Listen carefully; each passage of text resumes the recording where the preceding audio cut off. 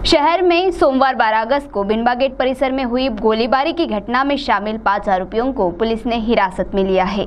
साथ ही इस मामले संदर्भ में पालक मंत्री सुधीर मुनगंटीवार ने अपनी प्रतिक्रिया देते हुए क्या कहा, जानने के लिए देखते हैं यह खबर।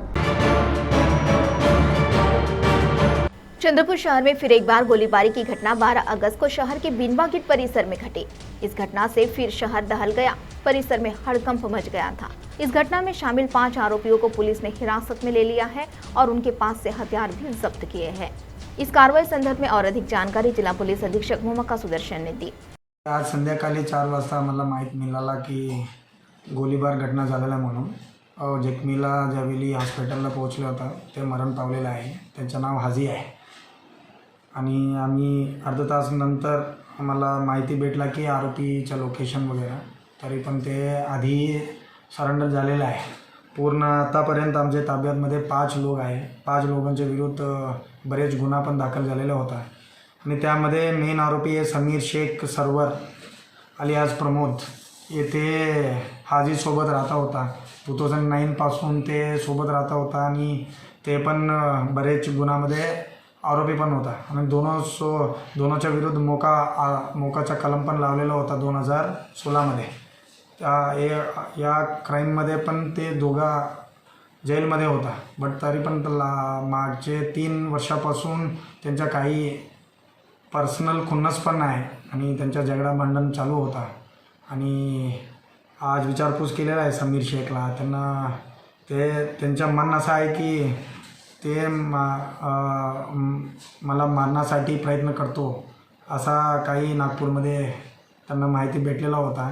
तो त्यांच्या आधी त्यांना डिसाईड केला की त्यांना मारण्यासाठी त्या अनुषंगाने आज त्यांना दिग्रस काल ते दिग्रसपासून पासून 2 लोक सोबत म्हणजे टोटल 3 लोक दिग्रसवरून आलेला आहे आणि एक नाकोडावरून आणि एक नागपूरवरून लोक शामिल झालेले आणि अजून आरोपी आहे त्यामध्ये।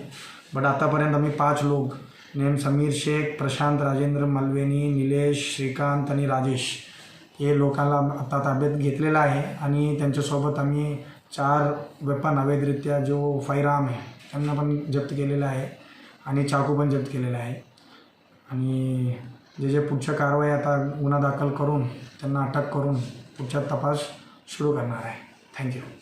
तो वहीं चंद्रपुर के गैंगवार से गोलीबारी की होने वाली घटनाओं पर पालक मंत्री सुधीर मुनगंटीवार ने अपनी प्रतिक्रिया देते हुए क्या कहा, आप स्वयं सुनिए उन्हीं की जुबानी। निश्चितपणे ही गंभीर बाब आहे। मागील काही वर्षात गुन्हेगारांचं राजकीयकरण झालं।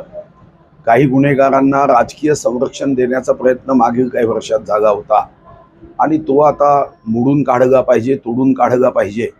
मी या संदर्भामध्ये माननीय पोलीस अधीक्षकांना सुद्धा या संदर्भातल्या कडक सूचना केल्या आहे।